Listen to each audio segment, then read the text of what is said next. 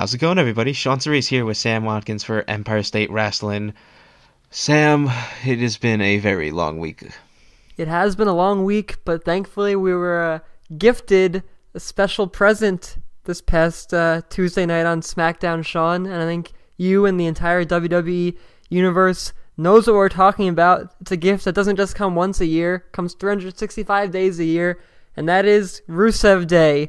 It's hard to believe, considering how far Rusev has come from that monster heel, to consider that now he's maybe the most over face on SmackDown is pretty remarkable. It's got to be a testament to the character and the talent of the performer. Yeah, I love how just guys like this who they're supposed to be coming off as serious, and yet they somehow fall down the track, and I guess you could call it somewhat of a comedy act, and they just get over for no reason, just because everyone decides one day it's going to get over. But it's also amazing because you can tell Rusev is the happiest person on earth that this is all happening. I am so happy for him because he actually does deserve it. He's a lot more talented than people give him credit for. I think we saw this coming too. Even when he was a monster heel, he was, I don't know about you, but I thought he was pretty funny. He was entertaining when he was with Lana. The way his mannerisms, obviously he was supposed to be a monster heel, but it seems like at some point they kind of realized that he had a humor about him, and I'm glad they're finally capitalizing it now and putting him with Aiden English. Of all pairings to imagine, that was not one that I would have anticipated, but it's working. Odd couple to the max, and right now it's kind of good for Rusev, because like you said, Sean, he is talented, he works hard, he's good in the ring. Ride the wave as long as you can. And think of it like this. Simon Gotch getting released was the best thing that happened for Aiden English's career. I don't know if I'm in the minority, but I didn't mind the Vaudevillains gimmick, but then once it got to the main roster, there was nothing for them to do, and maybe in the 80s this could have worked. No, yeah, definitely. You don't see great character gimmicks anymore, and they played it off really well, and unfortunately their NXT title reign kind of got overshadowed because everyone wanted Blue Pants to fight Alexa Bliss, but look at how many people that have won the NXT Tag Team Championships that are on the main roster. It's true. That's another issue that we don't have that much time, and we're not going to touch on that far. These tag teams, there aren't that many tag teams that actually stick together for the long term. I thought American Alpha would be one of them, Endzone Cass would be one of them, guys who are career tag team wrestlers. It seems like nowadays, even look at Chad Gable and Jason Jordan, they already went their separate ways. Simon Gotch got released. Even before Big Cass got hurt, they already had broken up, and Cass had already turned on Enzo, so there aren't that many pure, real tag teams being developed anymore, so that's kind of a bit of a sidetrack there, talking about the Vaudevillains. It's just not the style of WWE anymore to have guys come up here and have the plan for them to be a long-term tag team. Exactly. It's definitely good to see that WWE is getting good use out of all their talent, and that all of their talent is improving in the process. But moving on, we're going to talk about now Daniel Bryan and what's going on with him and his never-ending quest to seemingly get back in the ring, regardless if WWE wants it or not. Now, obviously the guy's had a lot of concussions in his career. He had seizures brought on for these concussions. It's very serious with his health. As much as everyone wants to see him get back in the ring because he is one of the greatest wrestlers that is still alive right now, you just don't want him to risk his health, but it's so tempting. And it doesn't help that the goddamn Bullet Club keeps teasing him on Twitter. It's a positive that fans love him so much, but there are fans like us and fans all across the country who are going through that kind of, that internal conflict of wanting to see Daniel Bryan back in the ring, but also knowing he has a daughter now, Birdie, and he's married to Brie Bella now. A lot has changed for Bryan in the last few years, and you mentioned with Rusev, guys that were supposed to be heels getting over his faces, just having a natural humor about them. Talk about Bryan. That was the same thing with Bryan when he was with Hell No, and he was the angry little goat face. Exactly, 18 seconds. And look at him now. So, Rusev has a great example to look up to in Bryan there, showing that of how you can get over as a face. And I think many fans, including me, probably you as well, still aren't over Bryan's retiring and still are holding out, even if it's just the slimmest chance of hope that he could come back. I was there at that Raw in 2014 when he came back and announced he was returning for the Royal Rumble, and he had that fake retirement tease and just the energy there. I don't know if there's been a performer that over in the last decade as Bryan was at the height of the Yes movement. So it's understandable that the fans would want to see him back and the fans would want to hold on to that hope. But I don't know if I really want to. I think I'm more worried about the man Bryan Danielson than the performer Daniel Bryan. Exactly. I mean, would it be cool to see him like even step back in a Ring of Honor ring, even if he doesn't wrestle? Yeah, sure, that would be awesome. But that would require him leaving WWE, and like you mentioned, he has a daughter now. Why not keep just putting money away for her? Because WWE pays very well. We've actually reached a point of adoration for Daniel Bryan where we're concerned about his return, of wanting to have a good trust fund for his daughter. Who knows? She could grow up and say she wants to be a wrestler. Yep. She's got it in her blood. I mean, let's look at Charlotte Flair. I don't know, though, with Bryan. It's not, like you said, it doesn't help that they keep teasing it. I mean, Bryan in a dark match last night, bouncing off the ropes and running the ropes as a special guest referee. So, and between that, there was the Talking Smack episode with The Miz. If there is any speculation that Bryan could be coming back, WWE can't be completely absolved of guilt because they're definitely making it seem like it's not out of the question.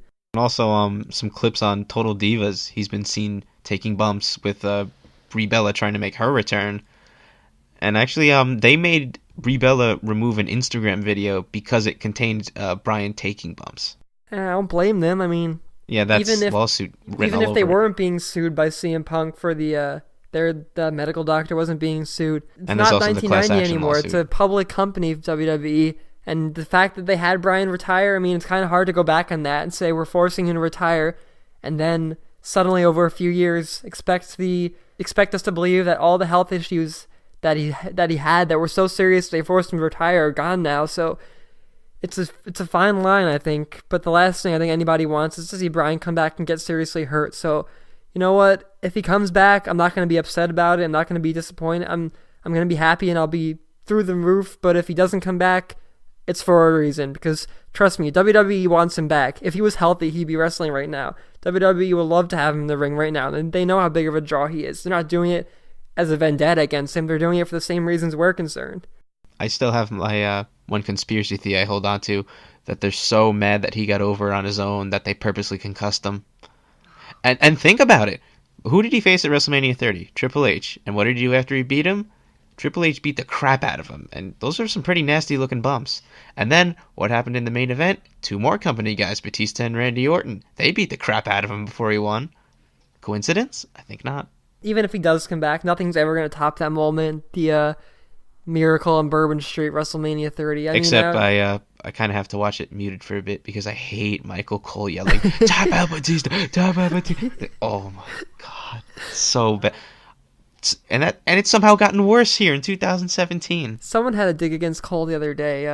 One of the heels said they're going to bring the gift that they won't be getting Cole for Christmas and not Michael Cole because no one wants him. We were talking about conspiracy theories, though. Speaking of guys who have been the subject of conspiracy theories, none greater now than the pending retirement or departure, I should say, of Dolph Ziggler. So we don't really know what's going on with Dolph. I mean, he won the U.S. title back at Clash of Champions, relinquished it last Tuesday, and the rumors have been swirling for not only this past few months, but since last October when he signed a one-year contract extension with WWE, that Dolph could be leaving WWE. He wasn't happy with his place on the card. So the fact that he does surrender his title now is, I mean, there are rumors that Ziggler is just a gimmick, that he's going to be back in a few months, he just needs some time off, but I mean, the writing's been on the wall for a while here with Ziggler, and I've been as big of a Ziggler fan as any over the years, but the guy they've put on TV the last year, they haven't given him an opportunity to succeed. Yep. Ever since he cashed in that Money in the Bank and won the world title, he was on top of the world. And what did they do? They took it away from him in like a month, and he's been buried in the mid-card and lost in the fray ever since. Yeah, occasionally Intercontinental Champion here, there. Maybe he's in the Survivor Series match, but he doesn't do anything because Sting and Triple H do it, and then Sting just throws him over Seth Rollins. But probably a Hall of Famer by credentials alone, but I think they would. It would take some convincing of top guys to put Ziggler in. Like credentials, he could, but it's been shown that credentials alone don't get you in, because otherwise, I think China would be in the Hall of Fame by now. I mean, they always mention with Ziggler. Even he mentioned it on his promo before he dropped the title. The two-time world heavyweight champ. I mean, I don't know if I really consider those reigns, but the fact that WWE is acknowledging them shows that they are still willing to accept him as a former champion. It's not like they're completely burying him or erasing those title wins from their history, even though one lasted, I believe, it was 5 minutes with Edge. Yeah, like I think it lasted like a week or a day or something like that. Yeah. And there have been rumors for years about Ziggler that ever since he did lose the World Heavyweight title, he had the double turn against Del Rio. I still think he has what it takes. I think he's come so far on the mic since needing Vicky Guerrero as a mouthpiece. Obviously, he has the talent. He's always had the talent. I don't think the fans are helping him either. Like, he's still one of the best guys that sells. I kind of hope he does leave so he can do the Cody Rhodes. The Drew And Galloway even if Cody route. doesn't come back, that's another thing we could talk about at some point. I'll be fine if Cody doesn't come back because Cody deserved better than what WWE gave him. Exactly. If Dolph leaves, he'd be one of the most coveted free agents on the indie circuit, and rightfully so. So go get your money elsewhere, Dolph. If you want to have a better life for yourself and think you deserve better, which you do, then no one's going to fault your logic. And credit to his good buddy Cody Rhodes for kind of paving the way, or maybe even Galloway before Rhodes, kind of showing that you can have that kind of success after leaving WWE. And speaking of Cody, he's showing, along with his fellow Bullet Club buddies, that you don't need to be in WWE to be a successful wrestler. Like, you can build your living on your own if you just get the fans behind you. And I think that maybe they will rally around Dolph if he does decide to do some soul searching on the indie circuit. Because, I mean, look at how big Cody is now. Like, he was not this big when he left WWE, or even when the last time he was Cody in WWE. Like, we always knew that Cody could do this. Yeah, I'll tell you. At Survivor Series, was it in 2011? Was that the one when The Rock came back? Uh-huh. I was there on the floor in the garden when Cody Rhodes eliminated Mason Ryan from the Survivor Series match. The entire garden was chanting, Cody, Cody. I knew at that moment that at some point they need to make him a world champion because he could definitely get the crowd behind him. He should have won the Money in the Bank match that Sandow won. Yep, exactly. But then again, they might have just done the same thing and had him squander it. There's a lot of woulda, shoulda, couldas in WWE, and Ziggler, if he doesn't come back right now, despite all the accomplishments, I think his career, despite all he did, would be a great what could have been career if WWE just put their backs behind him. Because right now he has done a lot, but there's a lot more he could have done. It's kind of sad, but here we are. And there's always a lot of rumors that what Ziggler's going to do. And speaking of rumors, let's get into now the rumors that are up on Cage Side Seats every day, Monday through Saturday. And we got some really interesting ones here. Starting with that betting sites are currently favoring John Cena and Ronda Rousey, who, mind you, does not work for WWE, not signed, to win the Royal Rumble matches next month. I thought it was bad when Cena won. I can't even. Right before WrestleMania 29, when he had the rematch with Rock, he shouldn't have won that one. That was a travesty that Cena won there. That was the exact moment that I decided I wasn't going to WrestleMania 29. Because I knew it was going to be the exact same thing as the year before. I knew Don't it. get me wrong. I'm not a Cena hater like a lot of people are. I think he's done a lot for the company. I think he's better than people give him credit for. But he has no business winning this match. Not at all. Why would John Cena ever win the Royal Rumble match this year? I mean, he may. I wouldn't be at all surprised if he does. But why? Look at every time he's wrestled in the past few months, going back to like SummerSlam. Like, he's not taking it seriously. He doesn't care. Like, he's already He on his shouldn't. way to doing what he said he wouldn't do. And I can't blame him for it. He's taken the Rock route, and he deserves to. For all the hours and the years he put in, fine. If this is what you want to do, fine. But WWE shouldn't give him the Royal Rumble win. Cena's at that point in his career where he doesn't need to have the Royal Rumble to be able to set up for a big match. He could be gone for the whole year, come back a week before WrestleMania, and still have a main match. He doesn't need the Royal Rumble. You know what I think it is? I think that before he steps away from wrestling, they just want to have him break Ric Flair's record. You don't need the Rumble for that either, though. Well, you don't. You could, like you said, you could come back the week before and be like, "Oh, I'm the number one contender." And It doesn't even have to happen at WrestleMania, him breaking exactly, Flair's record. it doesn't. You could do what he did it last year, where he won the title at the Rumble and then dropped it beforehand. I'm so tired of the Rumble being used to elevate guys that don't need a push. When's the last time we saw maybe Del Rio? Going back to 2011, we saw a guy that wasn't already an established main eventer win the Royal Rumble. Sheamus won it in 2012. 13 was Cena? Yeah. 14 Batista. Oh, God. Oh, Lord. And then Reigns, and then Triple Triple H. H. 2016 Triple H is still winning the Royal Rumble, and Yep. then Randy Orton. I almost forgot Randy Orton won last year. Yeah, and and then Reigns came out last. Oh my So does god. that mean Kevin Owens would have came out if he won? I don't know, but Let Owens win this. There's so many better. No knock on Cena. There are about 30 better options than John Cena to win the Royal Rumble. and there's a million better options than Ronda Rousey. What? Like, what about some of the women that have been wrestling for their entire careers? Maybe. Kick into the gut to all the women in the women's revolution. I think that WWE needs to get over this fetish of ex-MMA fighters coming to WWE, especially with this whole four horsewomen nonsense. It's like, two of them aren't even gonna wrestle.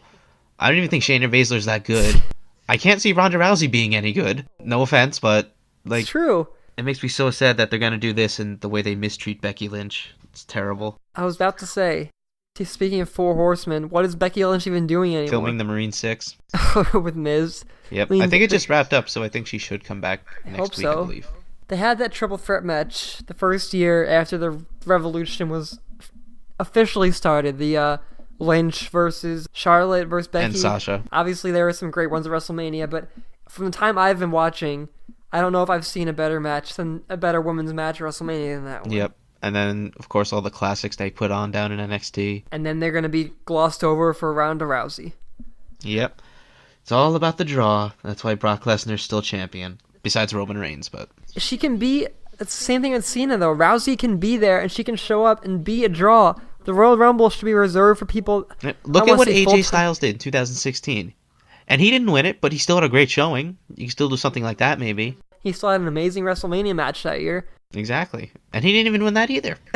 No one even... I don't even care. No one even cares if he won or lost, because it was a great match and a great feud. Exactly. When was the last time you were happy with a Royal Rumble winner? I can't even, man. I guess I I'd guess- say Edge. I was even alright with Sheamus. I didn't mind it.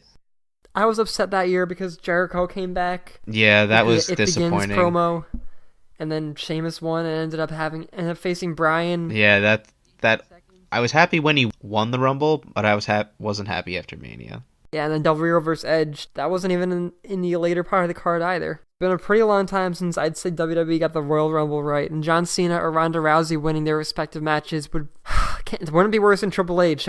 Because I don't know if anything would be worse than Triple H winning the Royal Rumble in 2016. You know what? I wouldn't put past WWE just because it's WWE. Have a guy cross-dress and go in the women's match. And Santino. Exactly. What if they have Stephanie win the Royal Rumble match? All nuclear level heat. I could see them doing that, though. And you know what'd be funny? If the last person she eliminated was Bailey, they'd still boo Bailey. Poor Bailey. But getting back on track here. Next rumor is that WWE is exaggerating how long Dean Ambrose will be injured. Times that are floating around are 2 to 3 months to 6 to 7. But the consensus seems to seem that 9 months, as WWE reported, is a bit far stretched. Can't say I'm surprised. I mean, I can't fault WWE either. I mean, it makes more sense to exaggerate injury so you could have a potentially surprise return earlier than he's supposed to be out for, but it's not really a surprise anymore. We just saw them do this with Braun Strowman a few months ago. And anytime they say someone's injured for X amount of time, you know they're coming back beforehand. I'd be surprised if Ambrose wasn't back by right after WrestleMania. The Raw after Mania comeback, maybe? Yeah, I could see that, definitely see that happening. But talk about Ambrose. I mean, I've been saying I don't really want to wish any injury upon anybody, but I think time away for Ambrose, not the worst thing in the world, because I mean, it's kind of obvious to say Reigns has gone stale because Roman Reigns is Roman Reigns, but Seth, I think, is in a good spot right now, but I feel like Dean has kind of lost a lot of momentum, kind of fallen back into that Rollins sidekick territory again. And it could just be me, but I don't know. When I see Dean Ambrose wrestle nowadays, I just don't see that spark in him anymore. Nope. Like when he does the wacky line, it's kind of just like 1, 2, 3, what? When before, I mean, he would do it that quick. kind of like nonchalant, but I don't feel like you said, I don't feel the spark anymore. He went from being WWE champion to, like you said, back to being a sidekick. We're going to get into talking about Bray Wyatt later on, but I also kind of feel a similar situation with Bray Wyatt as far as kind of guys just going through the motions right now. I've given up with him. I'm just convinced they're just never going to do anything with him. They're going to make him the biggest loser on the planet. But we'll talk about him and Hardy, of course. But yep, and actually, speaking of Hardy, it's a pretty good transition into this next rumor. Broken Matt Hardy, or Woken, as WWE likes to call it, used his piano theme from TNA at a house show at Madison Square Garden last night. So obviously that's going to be coming to TV soon because he hasn't made an official entrance as Woken Matt Hardy. He's just appeared on screen and attacked Bray Wyatt, which we'll get to. But I initially didn't think that the broken gimmick was going to get over at the time that they were finally able to use it, because at that point people were barely chanting delete. But I give Matt Hardy credit. Mm-hmm. He's definitely gotten the crowd behind him, because I've noticed more and more people are going delete now. Yeah, at first when he first started doing it, obviously there were a lot of fans who didn't know what to expect, but so they were doing it after he started doing it. But now they're doing the delete chant before he even starts doing it himself. So that's really caught on pretty fast, and I love seeing Matt Hardy have fun out there. I mean, WWE, we don't see the kind of organic, kind of self-made storylines too often anymore. But seeing Hardy go out there, campaigning for himself with this broken, woken gimmick, and now having WWE accept it and let him do his thing. I'm gonna print money for WWE right here. Ready? Have stuff like the Final Deletion, like Tag Team Apocalypto, like Delete or Decay, WWE Network exclusives. Boom. Because everyone's going to want to watch those, and the only way you can watch them is on the network, so you got to get the network. And I mean, they're already giving out how many months for free anyway, so. Look at how far the gimmick has come. It started in TNA, it went to, what's the name of the promotion in Mexico, because they won tag titles there. It went to Mexico, then it went to Ring of Honor, then it went to WrestleMania the next night after Supercard of Honor, and it's here in WWE now. I'm so happy for Matt Hardy. He deserves it. Yep. And in his before he left WWE in 2010, I believe it was, like, he had the feud with Drew McIntyre and Teddy Long, but you didn't feel like he was actually living up to his ability. But now seeing Hardy like just go out there and do his thing, and you talk about how far that gimmick has come. Remember when the first happened, and then when that video blew up, the Final Deletion video, and everyone was kind of, no one really knew how to feel about it. Is this supposed to be terrible? Is this supposed to be funny? Like, how far we've come But now. then you keep watching it more and more, and it's like it just gets better each time. I actually heard that some of the other characters from those videos might be in WWE's future, like Senor Oh Benjamin my and gosh. King Maxwell and Reby. If they do that, I mean, why not? Go for it. If you're going to go in and go all in, Hardy doesn't do anything Exactly. It half-ass. looks like he can film it on his own on his property, so all you gotta do is let him put it on the network. He'll edit it. And he's doing this without Jeff, too. I mean, that could have been a major blow. Yep. It gives Jeff time to heal up, so it works perfectly. I mean, even if you want to keep Jeff as brother Nero, or you could do his singles push, whichever. They've developed since they left. I mean, obviously Jeff had a great singles run. He was a 2-time champion, world heavyweight champion, or 1-time WWE champ, 1-time world heavyweight, even before he got fired from WWE. But since they left, I mean, Jeff has got clean, of course, but Matt has grown a lot more than Jeff, I think. Oh, absolutely. Not that Jeff hasn't grown, but Matt Hardy, I think he's doing the best work of his career right now. I don't think it's as far as the most comfortable with himself and having the most fun. I don't think I've enjoyed Matt Hardy more than I've enjoyed him over the last year or so. Jeff teaming back up again with Matt, even if it was in the broken instance, it was good for him, because it kind of, I noticed he always had his problems when he was a singles competitor. So I think it's good. It kind of keeps him centered. If he does fall on hard times, he's got his family there, So, and speaking of things from Carolina, good segment into our next bit. Jonathan Coachman recently mentioned he believes Vince McMahon may attempt to buy the Carolina Panthers. So I guess no more XFL 2.0. I don't think that would fly at all, the XFL, so I'm glad to hear Well, that. I mean, he's recently Vince has been filing for trademarks, and he recently sold $100 million in WWE stock. What if he makes the Panthers the XFL? Oh my God. He has them leave the NFL and become an XFL franchise. The Panthers secede from the NFL. Wow. I don't know what's more unlikely, Vince buying the Panthers or restarting the XFL. I don't even know how that would be legal. Well, the obviously XFL they anymore. said it would have to be toned down because of concussions. Because Vince doesn't want to pay off the ass like the NFL is. I don't even know if I'd watch that. So can you imagine Vince McMahon even sticking to the rumor, owning the Carolina Panthers? What credibility does he have owning a football team? There's a lot of people in this country, Sam, that are very questionable for their job. So let's leave it at that. Every halftime is a halftime show. I mean, WWE's kind of become, NFL's kind of become just a soap opera anyway, so it wouldn't really be that out of character. And you know what he's gonna do? Like every time they get a first down, they're gonna do like a Ric Flair woo thing because they're in Carolina. Like they're just gonna abuse the hell out of that. They'll have like him and they'll probably have all the superstars appear at the first game of the season after he buys them, and they'll have new matches fighting in the stands match, consistent stand match. Crazy to think of, but that's also a really good segue. Speaking of TV, Dave Meltzer recently noted that Mark Cuban wants to push New Japan, the New Japan TV show more, which would be good because maybe we could get it actually on our TVs instead of having to buy access.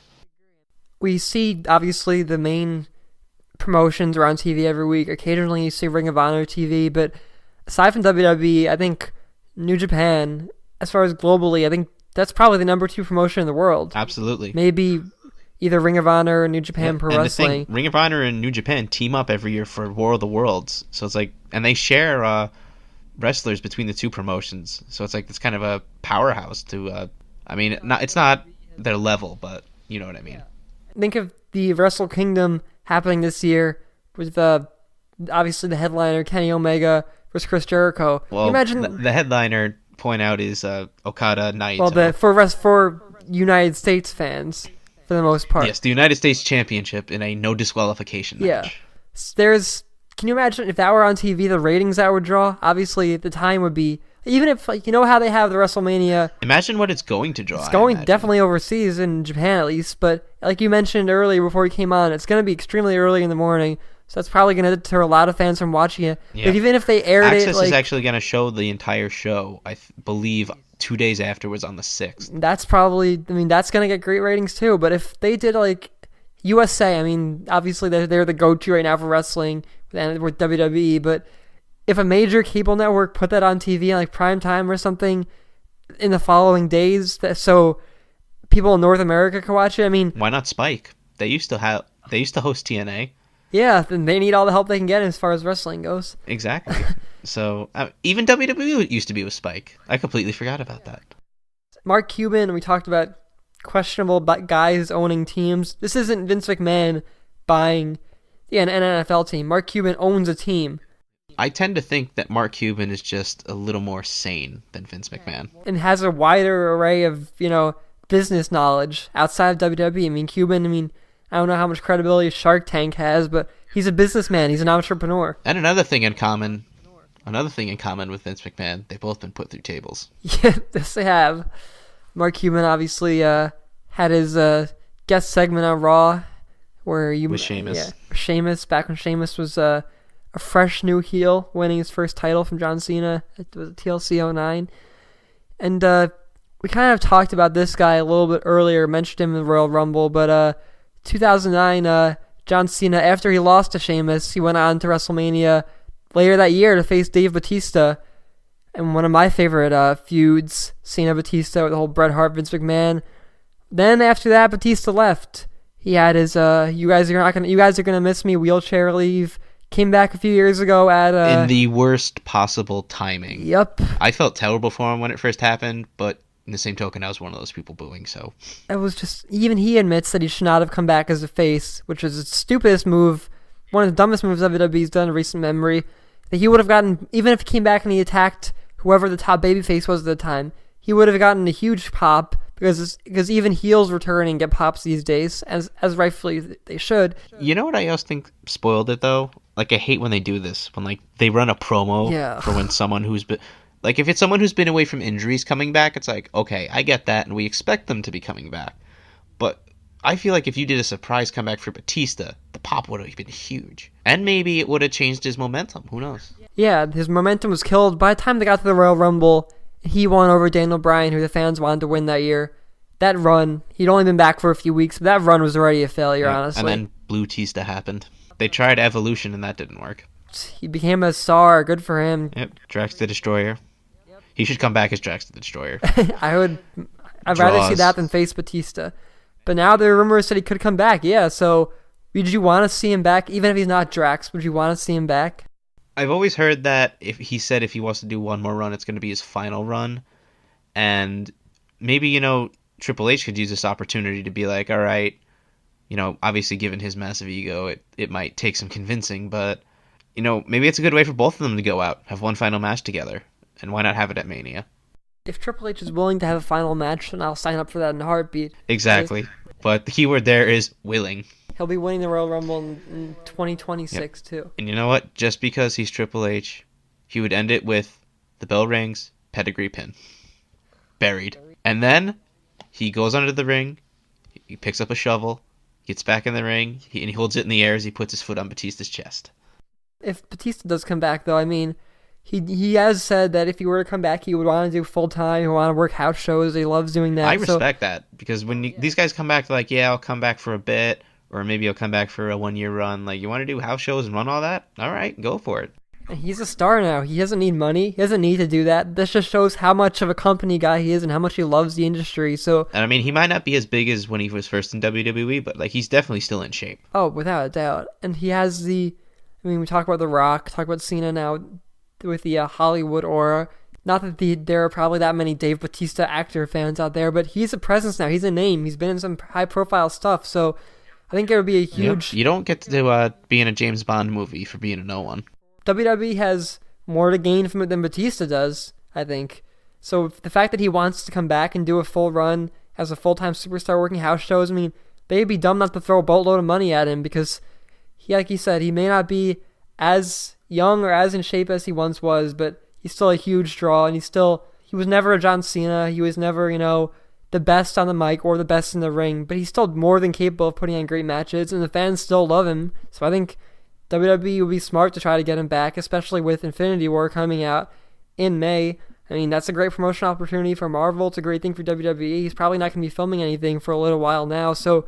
Exactly, and if they decide to sell to Disney, it's a great way to start that cross-promo. Yes, no, I can't see anything that either side really has to lose from this side, except maybe Batista getting hurt. But if he's willing to do it, then WWE should absolutely try to make that happen. And WWE needs more guys like Batista right now, He may be a big guy, but he's a company guy. He'll do whatever is asked of him. He has done whatever is asked of him. So he's a great presence in the locker room. He still has friends there. Obviously, not just Triple H. So I think it's been long enough. He deserves a good final run in WWE. He certainly does. But let's move on now, and we're gonna get into our triple recap here, starting with Monday Night Raw. And my oh my, it's almost becoming Roman Reigns like with their persistence on this. Jason Jordan is a tag team champion, ladies and gentlemen. The son of Kurt Angle has now won both Raw, SmackDown, and NXT tag team champions. He's done the Triple Crown. Of course, Jason Jordan, the only reason he was probably in this match is because Dean Ambrose got hurt. Do you think that they would have still done the title change if Ambrose was in it? That's a good question. Obviously, we'll never know, but I don't think they would, maybe. I mean, good for Rollins. I mean, Jordan, he's good in the ring. I'm definitely going to give him that. There's no doubt about that. Great presence. He's aggressive. He's fit. He's one of the most athletic guys WWE has right now, but it doesn't matter who you are. If you're going to force feed a guy down the fans' throats, the throats of the WWE Universe, it's going to take him longer than it would for him to get over organically. So if they had let Jason Jordan just break out from American Alpha and, be the young, scrappy guy on his own without having making Kurt Angle's son or feeding him down everybody's throats the way they have every week, he probably would have been getting a better reception, and he probably deserves a better reception. But the fact that WWE has made him this kind of Roman Reigns-esque character, it's going to really delay the process for the fans to embrace him like they should be doing. Something I really liked, I liked Rollins' line, but I didn't like Jordan's response when they were talking in the back, and Rollins went, "You'll never beat Dean Ambrose." But then Jordan goes, "You're right, I'm better than Dean Ambrose." "No, you're not." That was a nice moment for Dean and Seth. I mean, obviously, their characters, they're not really Dean Ambrose and Seth Rollins, but obviously they're friends in real life. So I'm happy. I mean, I'm glad they're back together. I mean, Dean isn't here now, but I just, we just complimented Jason Jordan. He's good, but it's like, you're not Ambrose level talent. Like, Ambrose has been a WWE champion. He's well-rounded. He's Ambrose. He's not Ambrose. I mean, he's not even the same kind of performer at all. Well, actually, think about it. Ambrose has won WWE, Intercontinental, United States, and Tag Championships. Has he been Intercontinental? Yeah. Remember, he lost to The Miz. Oh, yeah, he has. That's right. So he's a Grand Slam champion. Jason Jordan's just a Triple Crown. The Angle father thing, that hurt him so much. It was dead on arrival. But you know what? They're stuck with it, so they're trying to make the best of it.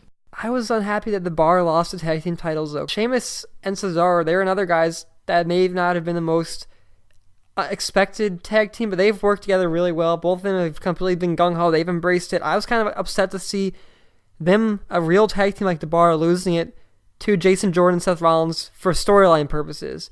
Like, obviously everything's a storyline in WWE, but those guys, a genuine tag team losing to a guy who's probably going to lose it again next week. The only reason Jason Jordan and Seth Rollins won it is to further progress the storyline. I don't know. Think about it like this. Other than Seth Rollins, Dean Ambrose, and The Bar, there's no tag team on the level that these two teams are that are on Raw. Like, you have Heath Slater and Rhino, jobbers. You have Gallows and Anderson, who shouldn't be, but jobbers.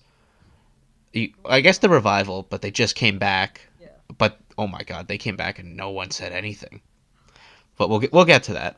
There aren't many credible tag teams right now, no. And it's like you give it to some guy two guys that you just threw together because of chance or coincidence. Jason Jordan, I mean, I still don't think American Alpha should have split up, but they did, and Jason Jordan, good for him. Congratulations, Jason Jordan, you're in the main event basically every week on Raw, but that's only gonna last so long. I mean, unless you're Roman Reigns, eventually, with the fans not being over with the fans is gonna cost you. I think WWE's really hurt him the way fans talk about the guys you've talked about getting over organically. Bryan, Rusev, talk about Elias in a few minutes. None of those guys were supposed to be the adored characters that they are now. Fans are not going to warm up to guys like Jason Jordan if WWE needs to give them room to grow, room to breathe, and room for the fans to accept them. It has to happen organically. It can't be forced. That very rarely works, especially the way, Jason Jordan, he's a tweener, I guess you can call him. Are you supposed to love him or hate him? That's really weird territory for a guy to be in who's trying to get over. It's just so fucking cringeworthy to watch week after week after week. It's like he got booed when he came out, for Christ's sake. Was he supposed to be? I don't even know though. And these fans they're not stupid. These fans aren't stupid. When they don't like someone, they'll let you know. I don't know. But we talked about Jason Jordan being a kind of the new version of Roman Reigns. I think most fans that are the supporters of Reigns have kind of given up any hope that WWE ever stop pushing him. And Reigns is currently engaging in his second round of the feud with Samoa Joe, who I think is being hurt by this feud more than anything. It was unfortunate Joe got hurt. Ever since he's come back, he's kind of been, I don't want to say under the radar, but it's like they haven't been doing much with him. And now they're going to put him in a feud that it's very highly likely that he's not going to come out on top of. So credit to them for making the Intercontinental Championship pretty relevant again, but I don't know. Maybe it's because we saw this a few months ago, but this is boring to me. Like, the match was okay, but it didn't. It felt forced. If you want to go by logic, this was a heel turn. For Joe? No, for Reigns. Because he kept beating the crap out of him even after the ref told him to stop, and then he still kept kicking the crap out of him. Obviously, it's not a turn, but on paper, it's a turn. But we're supposed to embrace Roman Reigns. They're supposed to cheer him for beating up a guy after He's standing up. He's standing up to the bully Samoa Joe. Be a star. Technically, Reigns, yes, I'll give him that. He has gotten better. That match was just missing something. I can't put my finger on it. As a match, yeah, it was fine. It was good. It was probably enjoyable. But there's something missing from this feud. It feels like neither guy's really in it. It feels like they're not talking enough. They're just running down to the ring and just beating the crap out of each other. It's actually Vince McMahon's wet dream. Big sweaty Samoans beating the crap out of each other. The match, the Intercontinental title match, I felt like it had a beginning and an end. There was no middle. They came out there, they started throwing punches. Within 2 minutes, they started hitting each other's signatures. I don't know, that's just a gripe of mine, but I don't know. Reigns versus Samoa Joe right now kind of feels like they need something for them to do. And it's kind of obvious that they were really just struggling for things to do with him when they're throwing them in a feud they just had a few months ago. You can't think of anything better? I don't know.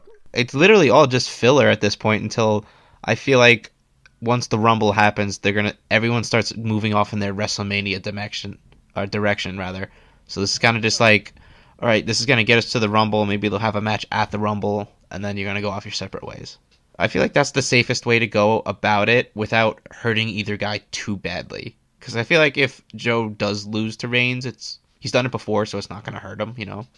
Do you think Reigns could go into WrestleMania as Intercontinental Champion though? I don't think so, but I also feel like, kind of like with the U.S. title with Reigns last year, they took it off him at on a Raw. So We'll see. I mean, obviously a lot can change. Well, will change between now and the beginning of April, but for right now, this feud is just. I mean, I'll watch it. I'll see the matches, but it's forgettable. It's just rehashing the same content. like most of Yep. WWE, but I mean, one thing we are seeing though, I think, is how talented Samoa Joe is, and it's about time that fans who only watch WWE could see the same thing as well. Because I mean, this guy for years, like AJ Styles, is known as one of the best to not shine for WWE, one of the best to not be in WWE. So I'm glad he's getting this platform now. Granted, it's against Roman Reigns, but Joe should have a better 2018 than he did 2017. Samoa Joe didn't come to WWE to be in the mid card. He should be in the main event. yep, he was the first guy to ever win the NXT Championship twice, and Maybe he'll win the and you know Rumble. who Who he knows? who knows? You know who he had great matches with, and this is a great segue. CM Punk. He had great matches with him in Ring of Honor, and it's relevant because in this opening segment, Elias and John Cena are doing a bit where Elias wants to sing about Chicago and how much they suck, but Cena says, no, stop. And then the crowd just starts to chant for their favorite son, CM Punk. And then, in an unexpected manner, Elias utters the phrase, I know that CM Punk would never interrupt me. Directly mentioned now on camera, not just the Rock calling him on his phone after the show's over. They have now mentioned him by name. I don't know if that was supposed to happen, but I don't know. And then Cena even continued on about, oh, the guys, they love loners here in Chicago. He made something like some comment like that. he's like, they love their hometown boys, so just let him have it, basically. So he was kind of making peace with it. He's like, they're going to chant it, and I don't like that it's become something that fans chant when they're upset. Chant, this sucks. Chant, boring. Chant, leave. Yes. Chant, one of my favorite chants from WWECW. Change the channel. I agree. Like, literally anything else other than CM Punk to show your disdain with the show. I don't want CM Punk to become the boring chant. I mean, obviously it's Exactly. Chicago. Obviously you knew it was going to happen at some point, but I mean, at first when he first left, I understood the chants, obviously, but he's been gone long enough now. I think at this point I'm starting He's to... had a UFC fight, Yeah. even though it wasn't much of a fight. Oh, yeah, I'm leaning more on the side of those people who say it's disrespectful to the current performers. At first I was like, oh, you're being oversensitive, it's not a big deal, but now it's like, okay, can you just stop chanting CM Punk when Elias and John Cena are in the ring? Like, and even on SmackDown, the fans started to do the same thing again on SmackDown. Another section of fans started booing. You could hear that over the TV. So I felt terrible for AJ at the end of her career because anytime she came out, everyone just started chanting CM Punk, and she just did a straight face and did the promo, and I felt terrible. I guess, but it is Chicago though, so I guess we can't really be surprised at all that happened. Yeah, if they do it next week, we should say something, but I doubt it'll continue. I love CM should. Punk as much as anyone. Great guy. He was really nice when I met him. I'm one of my favorites of all time. But no, just CM Punk wouldn't want you to be chanting somebody else's name when he's in the ring. So enough is enough. Let's just stop and let these guys. I guess I even thought the Elias Cena was. I thought that was a pretty funny segment. It wasn't really worth chanting CM Punk for. I thought that was one of the better segments of the show. Literally, so Cena went on to tell Elias he's being a jerk, and Elias went, you know what, my bad. You lead us off, John. So Cena turned around, started singing, turned around again, right into a right hand. And I don't know if he hit the microphone because it sounded a bit loud when he hit him, but it was a really good effect. But power of the punch, a bit William Regal like. Elias, talk about guys in NXT that come up and don't get a fair shake. He's the guy that in NXT you wouldn't see taking off like this in the main roster, but here he comes, and he's organically become one of the most. He gets one of the biggest pops of the night. He's one of the biggest fan favorites right now, and he's growing more and more. And they're giving him big matches. He faced Cena, he faced Reigns. Granted, he didn't win either of them, but heading into WrestleMania season. Well, neither did Jason Jordan when he faced them, and look, now he's a tag team champion. And I'll take Elias over Jason Jordan any day of the week because Elias actually has charisma.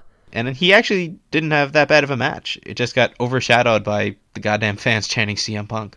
Yep. So I don't know what the future holds for Elias. Part of me is a little bit concerned because these gimmicks. Think Elias. These really cartoony kind of gimmicks. Like this is the kind of gimmick that I don't know how well it's gonna work long term in Well, the 2017. important thing is Triple H likes the Drifter. He likes the gimmick, and he's nurtured him since NXT, and he's helped it grow. And Elias plays the role fantastically. Like he's really good in it, and he's only improving in the ring. So Yeah, I'm glad that he's one of the guys that is kind of self-made. He's getting his own opportunity to shine. I just hope they keep it up because he's a guy watching. He's not going to win the Royal Rumble, obviously, but I saw someone mention on Twitter that he could be kind of that dark horse, the workhorse, the Iron Man of the Royal Rumble match. I could see it. I mean, the way they're positioning him now, to come close but never get the job done, I could see him being kind of one of the breakout stars of the Royal Rumble. Maybe it's just wishful thinking. I know we're going a bit out of order here. Funny backstage segment with the Miz Taraj trying to sing Christmas carols about Merry Mizmas. Good luck getting Joy to the World, The Miz is awesome out of your head. Then he got squashed later in the night. It didn't even matter. Nope, but I'm glad Bo Dallas is on TV. I wish he was doing more. He's another guy I feel like could be utilized better. But And Curtis Axel, Sana missed you perfect.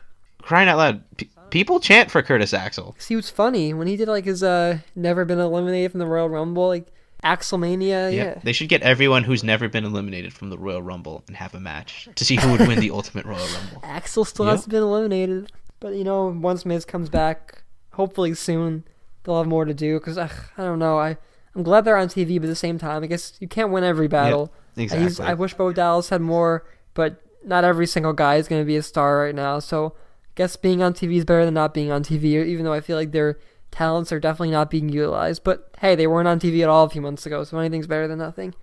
Moving on now to the women they were singing to had a match, and it did not go well as Absolution defeated Bayley, Sasha Banks, and Mickie James.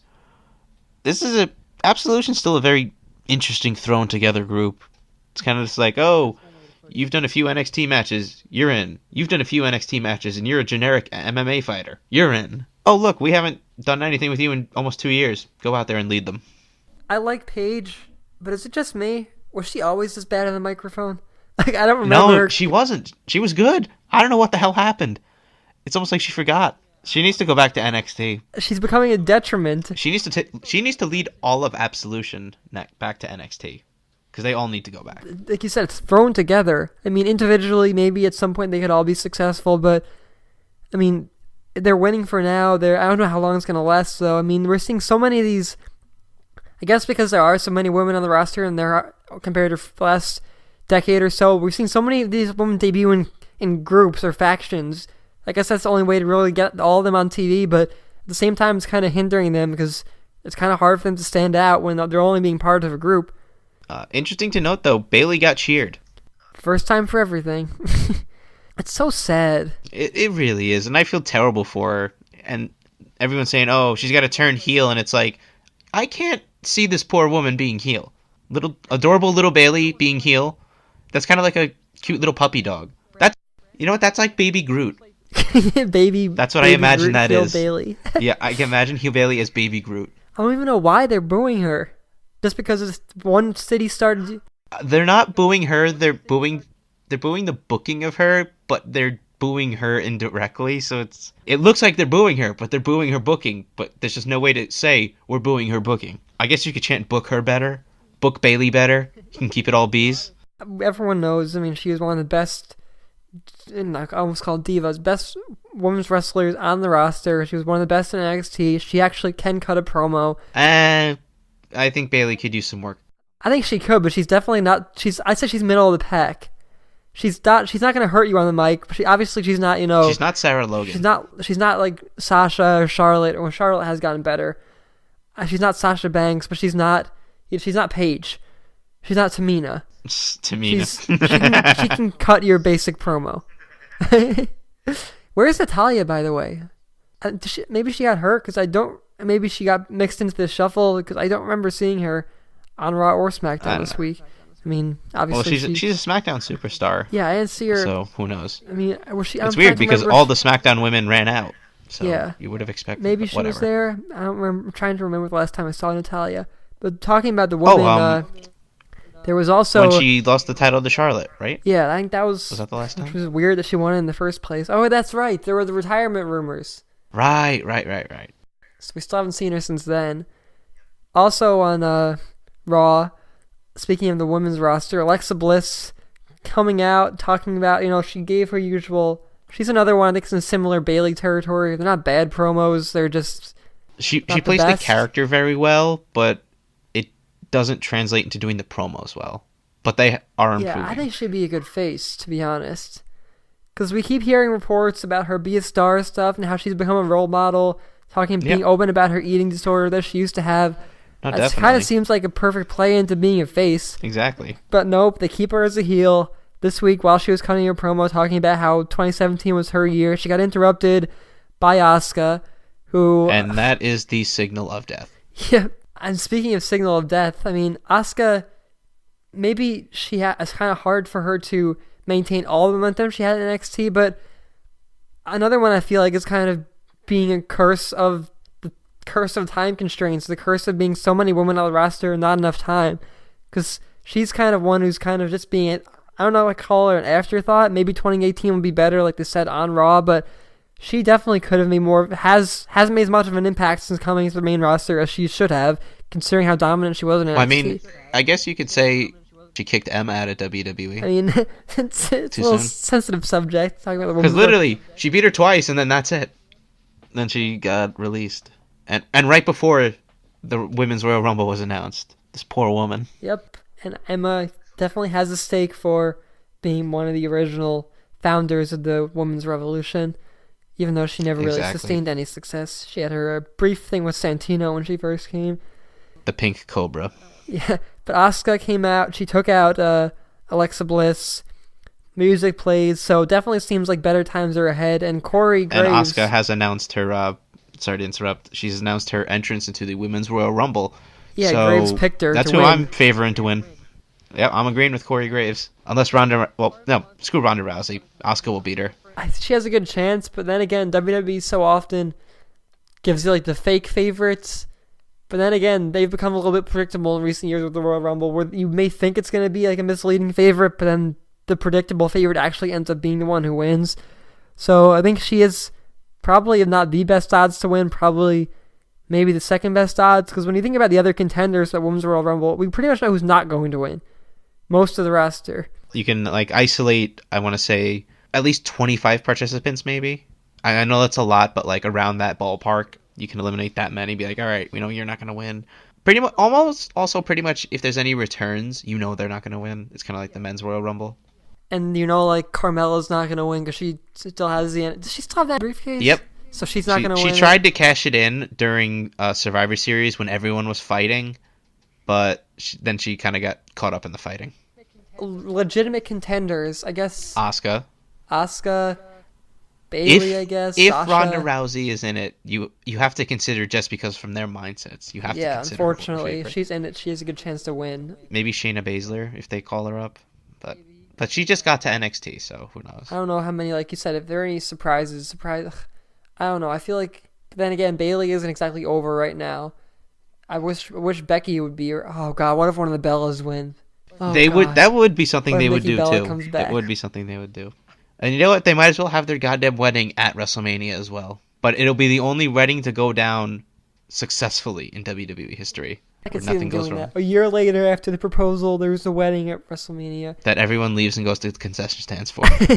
Brian and AJ had their wedding. I mean, a different member of the Bella family. But other things that happened. Kane beat Heath Slater, which was a squash. I still don't know why Kane is in this title picture. I thought he was running for the mayor of Knox County, but I guess that's on hold. He still could be. That was such like If I'm the opponent running against him, I'm using all of this. Being like, look what he's doing to this poor man who has kids. He is choke slamming him. That is not the person we want running Knox County. What did they do this week, though? They had Kane squash match beating Heath Slater, and then they had Strowman squash match beating Miz Taraj. Like, that's predictable. Like, couldn't they have anything better to do? They didn't even interact with each other. We can't figure out what to do. Well, they're trying not to damage anyone going into the match. And they don't have to worry about Lesnar because he doesn't show up anyway. Shows up about 3 times a year, questionably. But yeah, Kane squashed Heath Slater. Then Rhino got involved. Rhino's been urging Heath Slater to try to toughen up after some threats last week.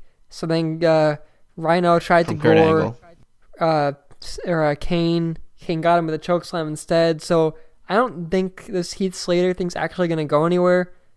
I mean, where could it possibly go? I mean, heel turn. I mean, he's barely even a face because he's barely on TV, which is sad because I think Heath Slater's talented, but at the same time, it's like, Who would have thought he's the last surviving member of the Nexus? yep, unless Brian comes back. Unless Brian comes back, that's right. But I guess you could use it as a chance to maybe try and revitalize this team of Slater and Rhino to maybe try and get some more contention in the tag team division, because we said earlier there's not that much active competition outside of 2, maybe 3 teams. But like you said, this doesn't help it. I don't know. It's like when Kane beat Finn Balor and everyone's like, why did this happen? Feels like, I mean, if it leads to something for Slater, good. But if not, I mean, I don't really. It's hard to see right now because it's hard to believe they're gonna actually make Heath Slater into a relevant storyline again. But then again, stranger things have happened. I mean, I like Heath Slater. I think he could be a guy who also, even if he's not with Rhino, could be like a 205 Live kind of guy. I mean, speaking of 205 Live, actually is a good segue. Hideo Itami. And because we're in Chicago. Had to get a GTS in there, but I wish, and Brian Kendrick probably regrets Well, I mean, it. he did. Yep, he did. Itami invented the move, so he has the right to do it. But it's just every goddamn mark in the United States out there associates it with CM Punk. But you're right. Poor Brian Kendrick. This fucking guy gets his eye and his I don't know nose who broken. to blame. I mean, I Was guess it? both sides are to blame when this kind of thing happens. You know, he didn't take it Yeah. well. Tommy didn't hit it right, but at the same time, Or he actually did I- hit him, I guess you that could say. looked bad too. You can even tell like he was clutching his eye right away. I mean, Yep. It's the same thing that Austin Aries had, so he's going to be out for a while. just sad. I mean, Kendrick wasn't doing much to begin with, but at the same time, Yeah. like, Maybe this will be a time for him to teach gentleman Jack Gallagher to wear not dress attire to wrestle. the Brian Kendrick with his frills on his tights, or not tights, his wrestling pants. He wasn't even. I mean, no one thought Brian Kendrick was going to come back and be, you know, a main player in WWE, but at the same time, it's like, He's the second ever cruiserweight champion. he's good. He's actually, He's my favorite cruiserweight. I could say that. I was happy that he came back, but I mean, he should be doing more. There aren't many veterans on the cruiserweight roster. He's a guy that you know you're Apparently, going to get he's from one of the every people week. training Ronda Rousey. And now he's got time to, apparently. Well, if he has both eyes working still. Also, talking about the cruiserweights, I wish we could have a cruiserweight segment without talking about Enzo Amore, but That's all it is. It's the Enzo Amore show. Yep. Unfortunately. his Zo Train this week Holiday it was themed match. Cedric Alexander, Tozawa, Mustafa Ali beat Enzo, Drew Gulak, Gugu Gulak, as Enzo stupidly calls him, and Davari, Miracle on 34th Street Fight. They have to have one of those every single year for some reason. Yep. Wouldn't be a WWE holiday special without the Miracle on 34th Street Christmas fight. I've been impressed with everyone basically we just named except Enzo Amore. Yep. Absolutely. And apparently Cedric Alexander is going to be the next contender, which is going to suck because Cedric Alexander is an awesome entertainer, and I think it's physically impossible to carry Enzo Amore to a good match, which is why Neville got kicked in the I was dick. gonna say I love Alexander. I didn't. What happened? I'm trying to think of the process in my mind where Enzo went wrong. I loved him when he and Big Cass. I thought he was funny. He was entertaining. You know what it is? It's because week after week they came out and did the same thing, but they never went anywhere as a team. Like, they never won. Like, Cass even said it. They never won tag titles. Not in NXT, not on the main roster, and they were there for years. Like, all they ever were was the same thing over and over again without ever winning. And eventually, fans got sick of it. I got sick of it pretty quickly. Yeah, it didn't take long, and I feel like obviously Drew Gulak is not Big Cass, but I don't think this is helping Gulak at all. I don't think this. I think he needs to get away from Enzo. I mean, Absolutely. They teased He's that not he was gonna going to do a help him. face turn, but he didn't. and Enzo was wrapped up in this awful backstage storyline with Nia Jax. Literally, this has Vince McMahon comedy written on it. all This sounds over it. like 2000 or like 1999 Vince McMahon comedy. Exactly. It has Vince Russo influence in it. So weird. And obviously, they have to be. I mean, I don't know. Enzo seems to be, and the rumors are that Enzo isn't exactly different from his character backstage, but this has got to be weird for them too. It's like they'd have to know how awful and cringeworthy this is. In theory, Nia Jax should not be allowed on the show. Why? 205 Live. Just saying. You're kind of breaking the illusion there of 205, but I guess they're gonna team up in that intergender tournament then that's coming up, I guess. Which is really a shame because there's a picture of Nia Jax and Braun Strowman, and I'm like, there's the team, destroy everyone, and then put them up against AJ Styles and Charlotte Flair because they're like a team on up down down. But whatever. Enzo is awful, and the fact that people still chant along to his catchphrase infuriates me. That's the only reason that he's over. Yep. Nothing to do with his talent or lack thereof. That's pathetic. Vince McMahon sees Enzo Amore as over, but he doesn't see Finn Balor as over. So bad. That is pathetic. All the great cruiserweights, Enzo has been the champion for this long. I'm surprised he actually hasn't put Finn Balor on 205 Live. May not be the worst thing for Finn at this point, but if he's going to be losing to Enzo, it would be. But then again, I mean, Finn has been treading water for a while too, and we'll talk about him, of course, later on in the show. But there are a lot of guys right now who probably could benefit and probably put on some good matches on 205 Live. And I mean, there's a lot of great talent there, but at the same time, it's hard to really feel good about the state of 205 Live, no matter how great the rest of the talent is, when Enzo Amore is your cruiserweight champion. I always like to think that 205 Live was WWE's attempt at making a PWG.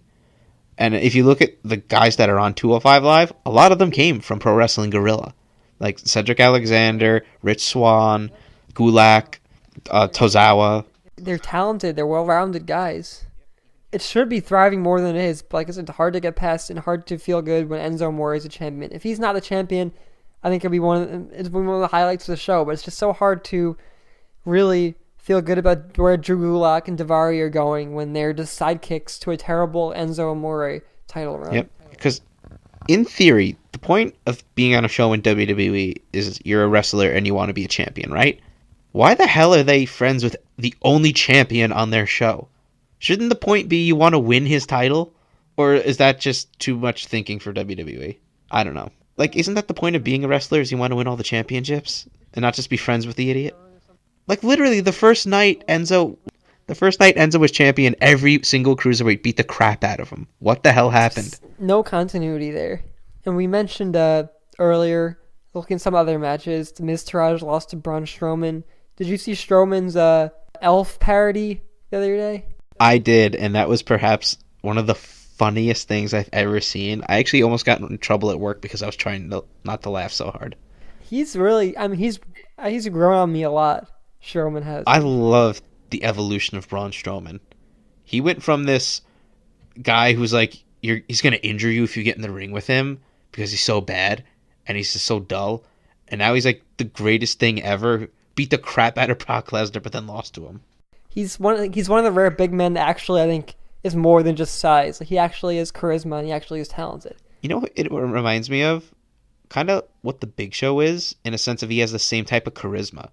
Strowman, he came as a member of the Wyatt family, and I'd say he's probably having on pace to have a better career than Bray Wyatt, without a doubt. So good for him, though. I mean, he's the guy that we mentioned earlier. The guys have to get over organically. He may be the exception to that, because Strowman was kind of force-fed down everybody's throats a lot, but somehow he broke out of that. I don't know something different about Strowman, but he's more than just brute strength. He actually tells a story in the ring, and he actually has a character. I think it's harder for guys to get over when they, like a Roman Reigns, when they are force-fed. The fans automatically are going to want to reject him. So good for Strowman for breaking out of that. Matt Hardy, yeah, he finally appeared to Bray Wyatt, and they went back and forth.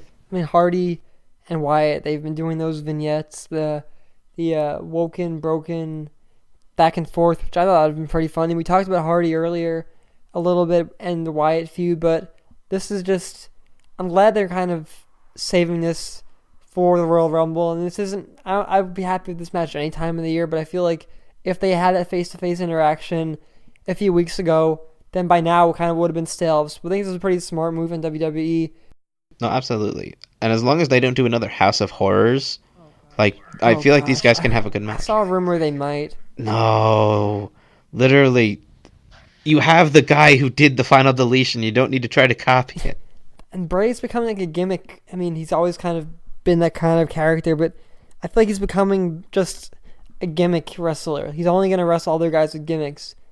He's a great character, I think, but at the same time, it's a character it's hard to kind of mix with other characters. It has to be only certain guys I think would work well with Wyatt's going off Wyatt's character. Hardy obviously being one of them, so I think it's kind of hurt Bray Wyatt that he has had such a creative gimmick and such an out of the box gimmick when so few other guys in WWE right now have anything that even can compare the level of eccentricity that Wyatt has. Absolutely. And the only other thing that really happened on Raw was that Finn Balor beat Kurt Hawkins, like we talked about a little bit. But Balor Club, loud and alive in Chicago. Finn Balor, Yes, it still not over. was. And Whatever. Kurt Hawkins losing 142 straight I guess it's 143 147 it straight says here. 147? Yep. Wow. Is he going to be like the new Slater a few years ago when Slater was jobbing to all the legends? Maybe. That'll be his WrestleMania moment. Let's have all the legends come out and beat up. Maybe they'll put him and Ryder back together. Oh my god. The Edgeheads. Did you see that one promo they did backstage a couple of years ago? But like all they did was sing Edge's theme song, but they were talking to each other. They didn't sing it. Yeah. I remember Edge came back. Maybe that was when Edge came back a few years ago. Either way, I mean Hawkins comes out with the cane now. I mean he kind of dropped a bit of a. His gimmick is that he tries to be Chuck Norris. It's just weird. Face the facts. It's basically like Chuck Norris facts, but it just didn't get over. It would have got over in like 2013 maybe, or whenever Chuck Norris had his pop. People have just seen too much of Kurt Hawkins at this point. WWE's pushed. They've buried him for too long for him to ever be considered a viable, let alone like contender, let alone viable candidate to even win a match. Every era has to have a jobber. I think Ryder's kind of moved outside that jobber territory. Used to be Ryder, but now his former tag team champion partner Kurt Hawkins has probably become the jobber in WWE. Ryder's been a tag team champion, right? Yeah, he and Hawkins won. He is a world championship away from having won a whatchamacallit. Grand Slam. Yes, Grand Slam. Wow. Thank you. Well, at this point in his career, I think that's pretty unlikely, sadly. Most likely, but Feels like that's a good time to move on. Talking about Yeah. Ryder, move over Yep, to but, the blue brand. before we get to SmackDown, just a rumor about an upcoming SmackDown pay-per-view, Fastlane. The main event apparently spoiled by Nationwide Arena in Columbus. They said it was AJ Styles defending the WWE Championship in a fatal five-way match against Kevin Owens, Sami Zayn, Randy Orton, and Shinsuke Nakamura. Bravo, Nationwide Arena. They're most likely changing that now. Because I remember earlier in this year, before the Royal Rumble happened, wherever Elimination Chamber was, they spoiled that initial main event. It was supposed to be Cena and Styles in a 2 out of 3 falls match. They said in a rematch for the WWE I Championship. hate when they do that. I saw one show one time I saw this stupid promo for it before. Like, I don't know how WWE's let that continue for so long to the point where they are going to change it now. Obviously, they have to. I understand you want to sell tickets, but when stuff like this happens, that makes me think ticket sales aren't going well, so they want to add something to it to entice it. That's a great match. There's a lot of great competitors in the match, and we'll talk about pretty much all of them coming up here when we talk about SmackDown. But at the same time, And it at least shows that Jinder Mahal's not going to be back in the main title picture. thank the so that's Lord, good. thank the Maharaja. The original Maharaja. And that's a good place to lead into SmackDown, I guess. Yep. Opening segment on SmackDown was amazing because it contained Rusev. But Daniel Bryan came out and he wanted to discuss the vacant U.S. title that Ziggler has left behind. The mere mention of this got the crowd in a frenzy and they began to chant for Rusev. It was only a matter of time. But he announced that there was going to be a tournament and that the matches later tonight were going to be Jinder Mahal and Ty Dillinger and Baron Corbin versus Bobby Roode. But then he Did the Usos come out at this point? Usos came out last. They came out after all the other competitors were announced. Okay, so American Alpha 2.0 came out. I believe they chanted for their favorite son again. More Punk chants. Yep, and Shelton Benjamin and Chad Gable stood there awkwardly, not knowing what to do. It's quite funny. Eventually, after some back and forth, Aiden English was heard, and a massive pop happened because out came Rusev Day, and the place went ballistic. And Rusev, he completely. I mean, they never really did like a what you consider a clean face turn for him. It kind of just happened, but now you can tell. I mean, the old Rusev wouldn't have been out there smiling and everything, but I love how happy Rusev is about this. His happiness gives me happiness. definitely. And he's a great follow on social media, which is in part why he got over. So definitely give Rusev a follow there. I was thinking about Rusev. The kind of Actually, a good time there if you want to follow us at Empire State Wrasslin podcast on Twitter. Rusev, I just remembered when he used to be Alexander Rusev, Neville used to be Adrian Neville, Biggie used to be Biggie Langston. Yep, and Rusev didn't wear shoes. Yeah, why do they always bring these guys up then change their names? Elias used to be Elias Sampson. Now he's just Elias. Jinder Mahal going to be like Jinder next? No, he's just going to be the Maharaja. Hopefully he gets future. He can be future endeavored soon too. Well, I mean, all he's got to do is just fail a drug test, and given how many pimples were on his back at Clash of Champions. So they announced with the the tag team number one contender match. All the guys had their gripes about why they should be facing. Yep, and the New Day was also there. New Day did come out. They actually don't remember which one it was. Maybe I think it may have been Biggie, or dumped a box of pancakes on a van. Yep, that's the new funny thing. It's not Bootios anymore, it's pancakes. And she was eating them. She was still in the shot. They showed her eating them after. Because that's what everyone's there to see. Not the guys that are going to wrestle. Just people eating pancakes. Yep. You go to the All-Star. Can you imagine that's your job at WWE? What do? I make pancakes for these guys. They just give them to people. They probably were really cold. Ugh. I mean, but I guess they're New Day pancakes. But that was actually a pretty good match. I mean, those kinds of multi-team tag team matches can go awry a lot of the times. So this one, all things considered. Yep, I really enjoyed it. It was a really cool spot when Rusev had the, as he's calling it on social media, the Stack-A-Lade, where he had Chad Gable and, was it Xavier Woods or was it Kofi Kingston? It was Xavier. It was Xavier Woods. He stacked them up one on top of the other and put them both in the Accolade. The place was going ballistic. Like, the roof was literally blowing up. Everyone's yelling tap, but unfortunately, it did not happen. Which leads into the results of the match. I thought was extremely surprising. Gable and Shelton Benjamin winning that match and being the number one contenders for the SmackDown Tag Team Championship. That was they're great competitors, but why would you not capitalize on the excitement the fans have for Rusev and Aiden English right now? That seems like a missed opportunity. You know what I think why? I think why is because they brought Shelton Benjamin back after all this hoopla. Like, he was supposed to come back, he got hurt, and then he came back at a time that worked out good because they had a place for him in an American Alpha 2.0. And why for Shelton Benjamin would you come back unless you're going to be relevant? And having been put in a tag team, being relevant is being in the title picture. So I think they're just trying to repay Shelton for coming back, and I don't know. Even so, in Shelton Benjamin being back, it kind of feels like he isn't even doing much. He's pretty much in the same spot he was before, as far as not really getting over, as not even having a chance to get over as singles competitor. So he needs Shawn Michaels to come back and give him a giant super kick. Oh gosh, that match. Also, tag teams. I remember watching that live, and it blew my mind because it was a good match, and it was just so sudden. Like, oh shit. He's always good in Money in the Bank as well. He's always got that one moment where he shines. I remember in the first one when he ran up the ladder and clotheslined someone off of it. He gave Edge a T-bone off the top. And then he broke his back that one year because of Carlito. If they do a ladder match at WrestleMania, which they probably will because there has been one every year pretty much, even if not a Money in the Bank match, obviously that won't be the stipulation. But I'd be pretty surprised if Shelton Benjamin wasn't in it.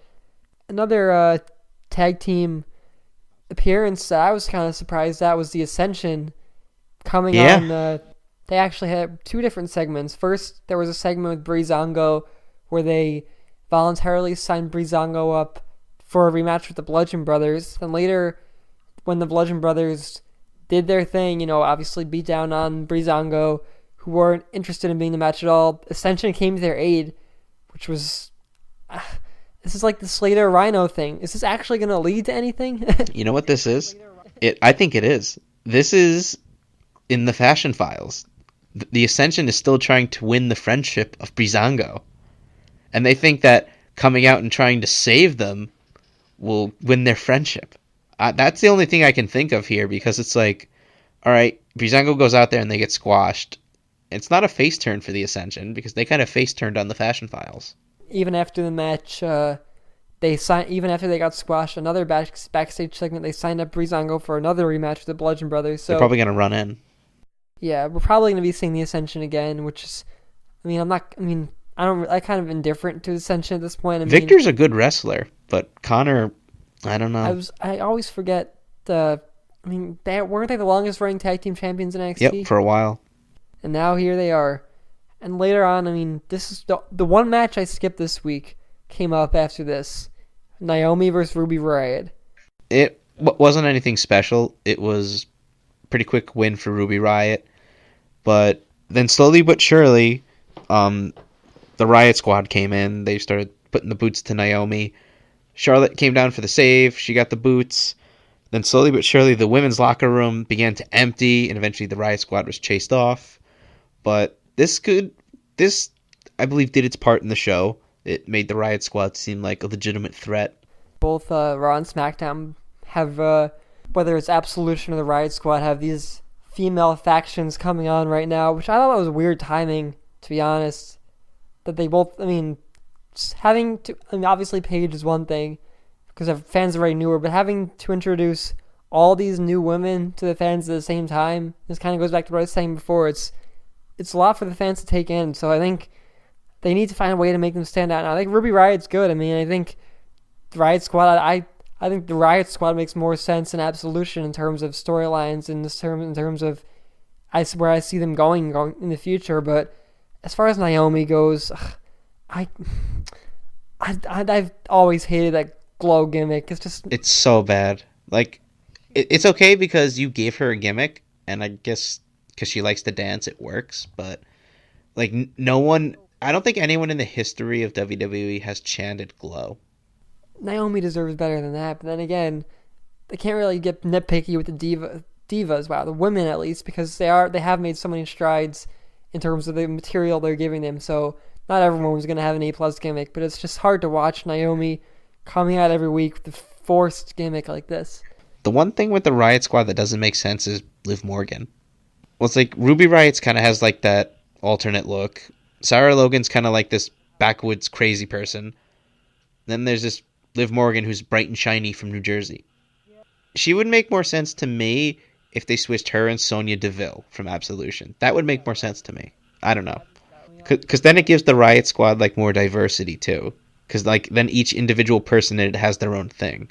Whereas Absolution have more of a similar reason of being together. Yeah, that's hard to stand out. Yep. Who knows? Maybe they'll introduce women's tag team belts. That would be smart. They should definitely do that. There are enough women's tag teams and enough women competing in factions right now to go around. For God's sakes, the Raw women are in tag matches every goddamn week. So why not? Yeah, it's pretty much the extent of what they're doing. And there aren't many singles matches, aside from especially SmackDown, have the Ruby Riott and Naomi, but I think I'd be surprised if we didn't see women's tag team titles going forward, considering the amount of titles they have had in recent years. And since they fucking love to just devalue titles in this company, they could just give it to whoever the fuck they want. Yep. There are way too many titles in WWE right now. That seems... I can say that with certainty. It's even hard to remember who the champion is sometimes with all the titles they have. Yep. And then it's like, oh, nope. We're just going to give it to anyone.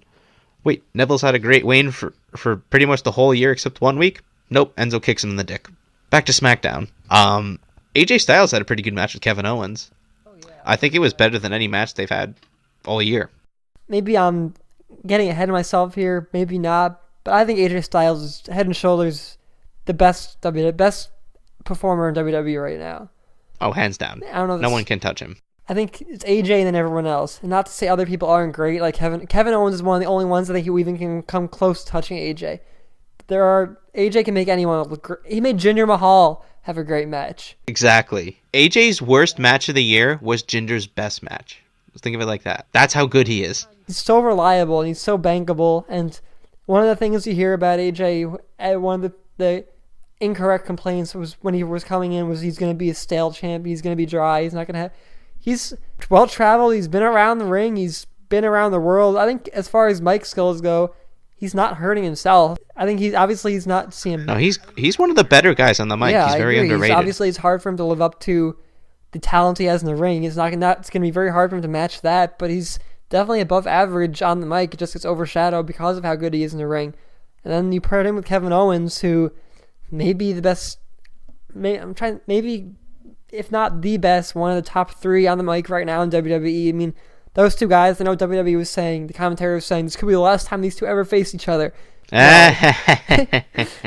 That's not I gonna learned happen. that mistake at once in a lifetime.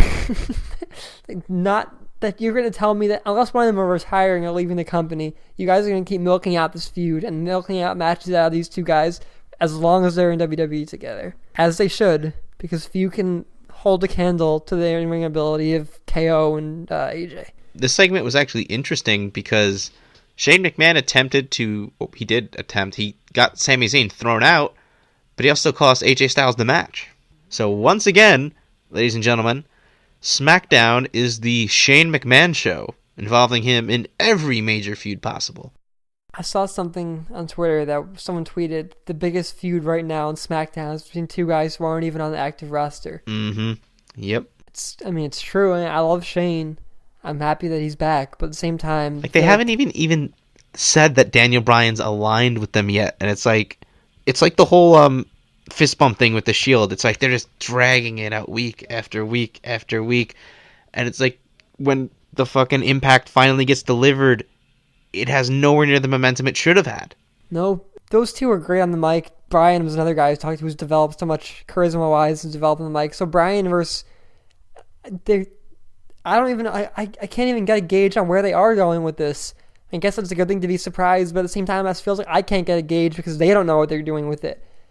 I mean, Bryan, obviously it's meant to serve the feud for Shane and Bryan as well as the feud for Shane and the Yep movement. But at the same time, if this is leading to a Bryan heel turn or a Shane heel turn, what is the end game? I mean, one of them, Bryan being a special guest referee, or Owens and Zayn fighting on Bryan's behalf or something? I mean, I still having a hard time believing this. Or is it the realization that Bryan's going to leave the company in September because he wants to wrestle again? So do you try and make him as unpopular as possible?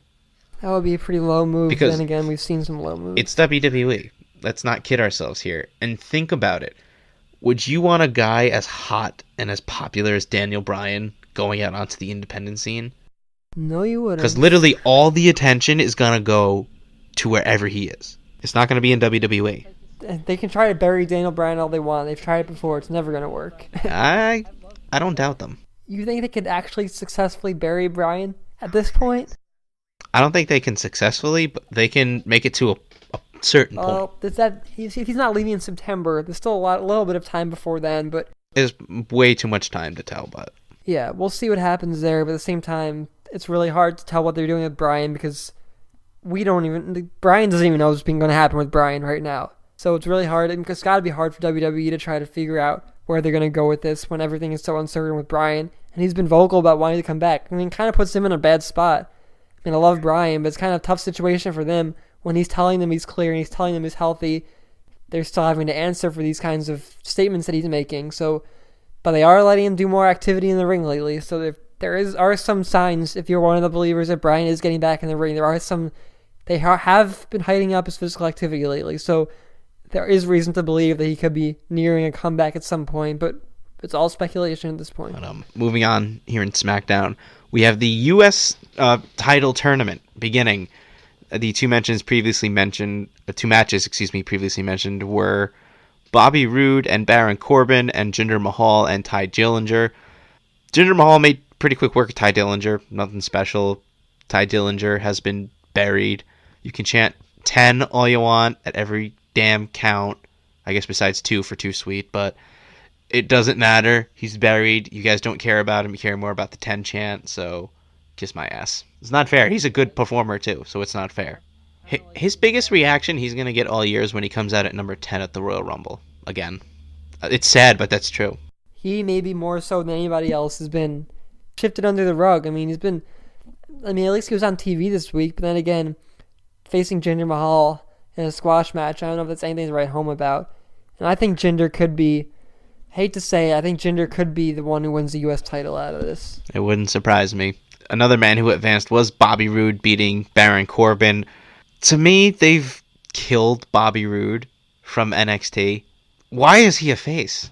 Oh wait, Vince McMahon thinks that his theme song isn't someone a heel should have. Has this guy not been... I'm convinced Vince McMahon has never seen any episode of NXT, ever. Because there is zero reason why any of these guys have made any of these decisions. And Nakamura, dead. Rude, dead. I'm scared for anyone else who gets called up next. I don't want Vince to ever touch Adam Cole. I'm scared. He'll probably make him stop saying Adam Cole, baby.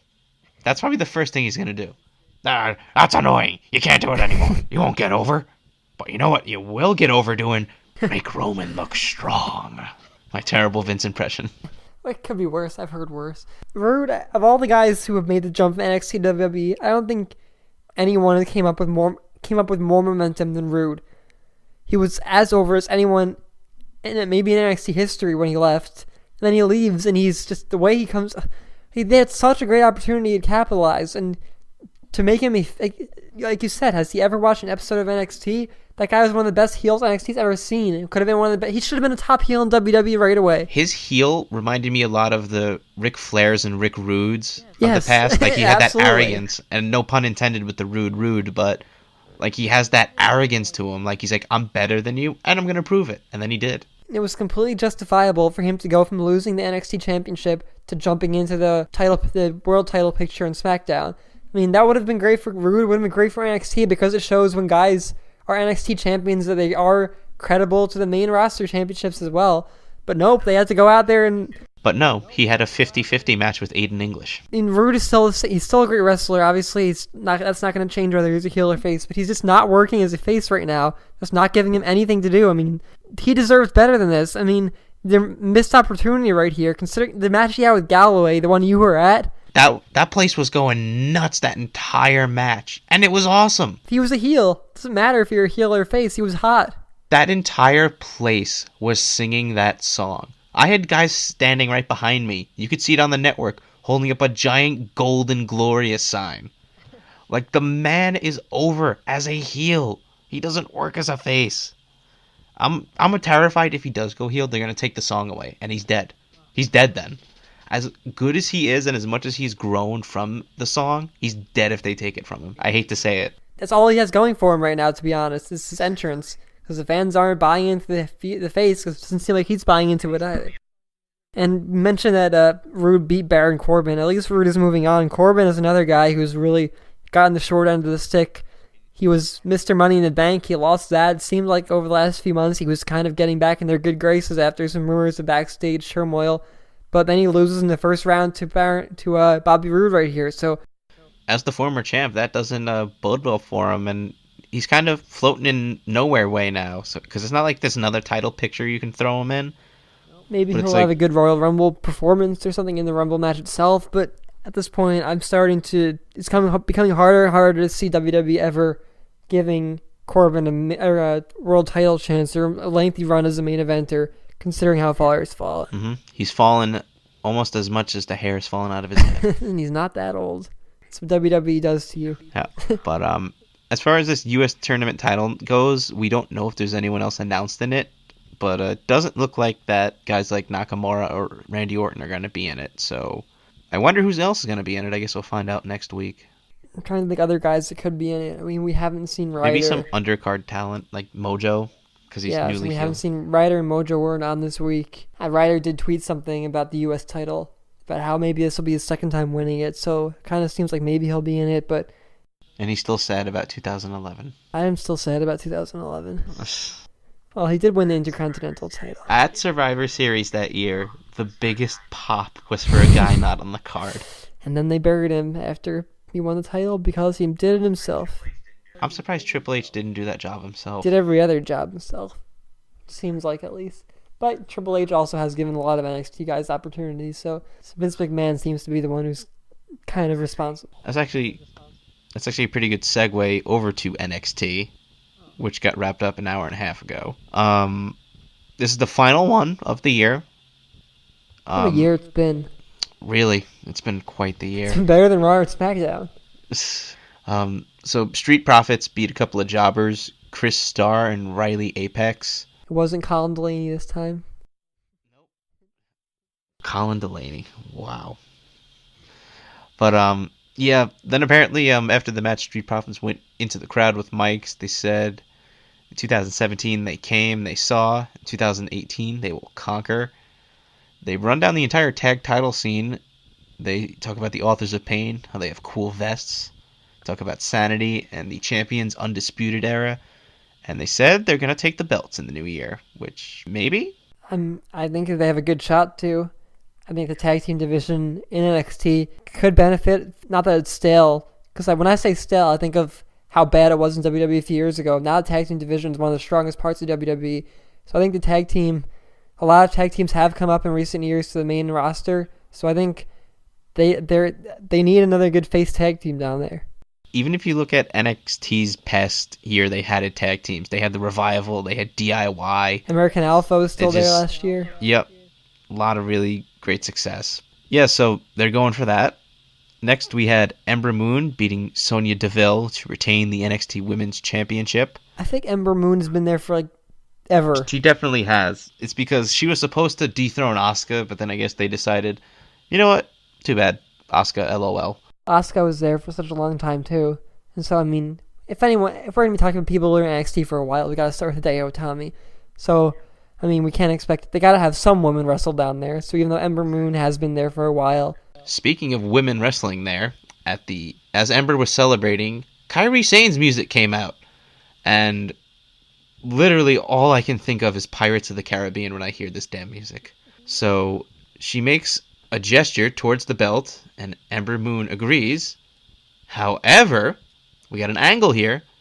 Shayna Baszler walks up and chokes out Kairi Sane.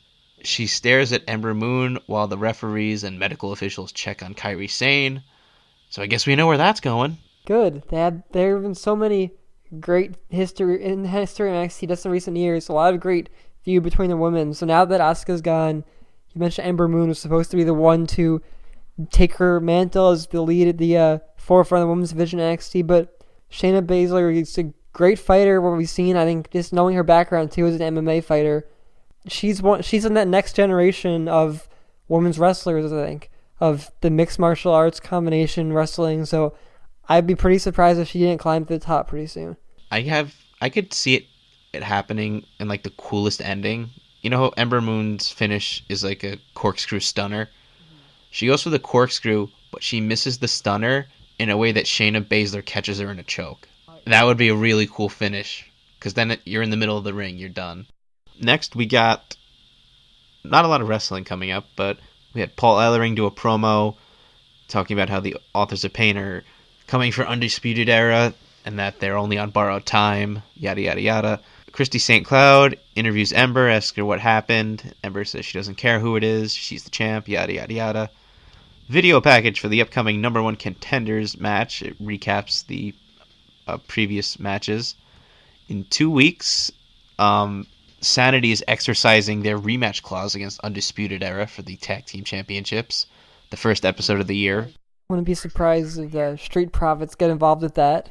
Maybe. The way they seem to be going now, and be surprised if they try to assert themselves into the tag title picture there. So we'll see what happens there. I could see that happening, but I also feel like that's a heel move, and they're pretty strong baby faces. So I feel like they could do it in a way that wouldn't be like they come to the ramp or something. They don't actually get involved. Yeah, I could see that, or they run through the crowd with the mic, something like that. Okay, I could see that. Fatal 4-way match between Johnny Gargano, Lars Sullivan, Aleister Black, and Killian Dane. Johnny Wrestling is the winner. Of the four guys in that match, I think he's the most. I I'm pretty safe to say he's the most over there.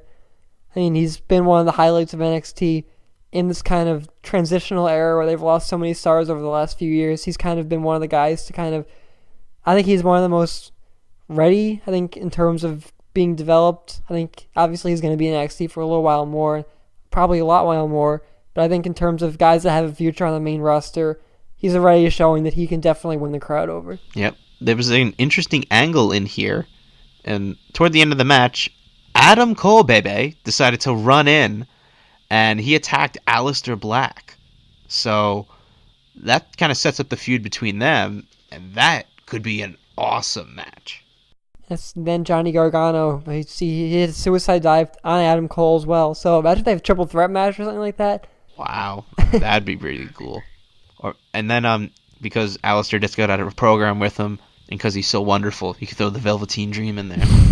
They're not at a loss for talent right now. Even with all the transition in the NXT is developmental, they've done a great job, Triple H to its credit, of not having the product suffer even when they are moving guys up right now. Exactly.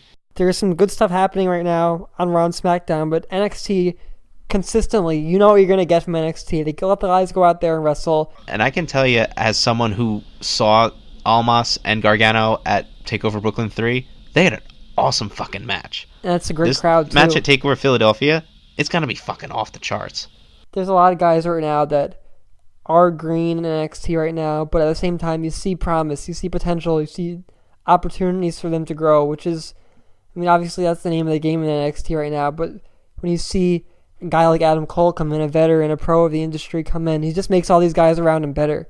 So I think all these guys, that the men and the women, there's so much to learn from a guy like Adam Cole, whether you're in the ring with him or not, just watching him. So I think you have to have guys like Cole, you have to have the well-traveled indie guys in order for these younger guys to succeed.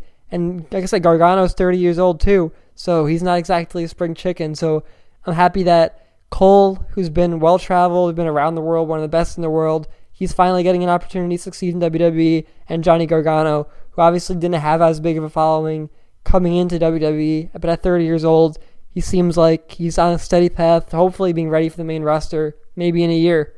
No, absolutely. You know, you could definitely run for one more year a program with him and Ciampa. Maybe not for the whole year, but let's say maybe Gargano does win the NXT title at TakeOver Philadelphia. That could be a great championship program. That would be, and that place that would go would be insane. Great. Oh my gosh. Who knows when Galloway is coming back? Prognosis 6 months, but I figured if he didn't get hurt, I thought he was going to get called up. Because it's like, if that was the planned finish, it was like, well, then he's getting... If he was going to lose the title there, regardless of that finish, if he got hurt or not, he was going up then. I thought he would have... I mean, I'm scared for him to get called up. I thought so too, but I'm still hesitant because of knowing how he was treated last time he was on the main roster. Part of me is still scared. Like, I really don't want to see the same thing happen to Drew again. Knowing how hot he is and how talented he is, how hard he worked. Like, I'm still not convinced that they'll give him a different shake of the dice than they did last time. Look, they're doing the Rude. It's hard to picture it going any different for McIntyre, when they haven't really shown that, for the most part, about 75% of the guys who go from NXT to WWE to the main roster don't have the same success. Yep. It's scary seeing that, and I would be terrified as someone who's like, any day you might get the call up, and it's like, I don't want to get called up. Can I stay here? But that's like Bayley was there for so long, and she was thriving, and she came up, and the people were worried about that too. And but it happened. Bayley, like Galloway, I mean, these guys, and talking about Adam Cole potentially going forward in the future. I mean, whether it's a month after McIntyre comes back, or he's back in NXT and back in the title picture, he's not going to be in NXT forever. Just like Adam Cole won't be in NXT forever. So at some point you gotta have faith, because NXT is developmental. So as much as I'm kind of scared for guys like McIntyre or Cole to come up, like, there are so many great opportunities and so many great feuds on the main roster that are just waiting for them. So like a AJ Styles versus Adam Cole. Oh my god, they fought once in Ring of Honor and it was a good match, so I would love to see that again. Those are the kinds of things, like, and even Galloway, McIntyre, whatever you want to call him, he's been gone for so long. We haven't seen any of those matchups. You know, Seth Rollins or Tyler Black versus Drew Galloway. Yep. Like, the options are endless. So I am worried, and Bobby Roode has so many great matches right now we haven't seen yet. A lot to be excited about. As we wrap up the show here, we're going to move on to our underdog of the week. Our underdog of the week. We talked about him for a lot of the show to start off, so it's kind of like good bookends. We started I guess. with Rusev. Start the we show end with Rusev, just like Rusev Day. All Rusev, all the time. Yep. Rusev Radio. I mean, do you ever think Rusev's going to get back to that point where he is a viable main eventer? I don't know. I mean, we've seen it all the time where fans hijack shows and they just chant for whoever the fuck they want. And we saw with Fandango.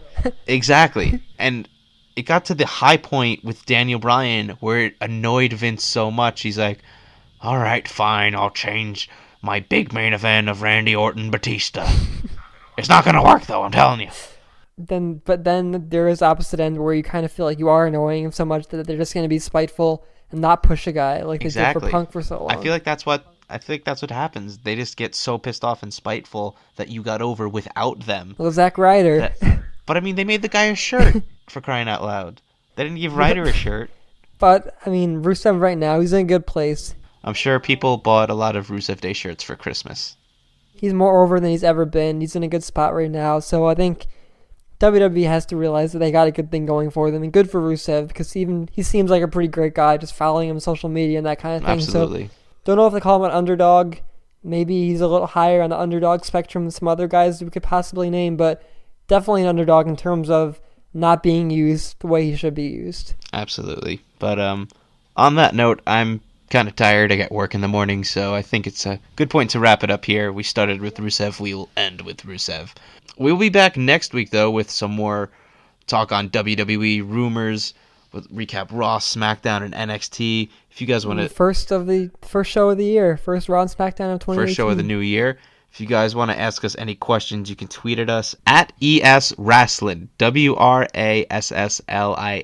You can tweet at us. We'll answer your questions, and we will talk all sorts of fun wrestling. Thank you for listening. I mean, it's always nice to talk wrestling. Getting into WrestleMania season is going to be a lot to talk about going forward. So we're just getting started here. The start of a great thing. We thank you guys so much for listening, and as always, stay classy.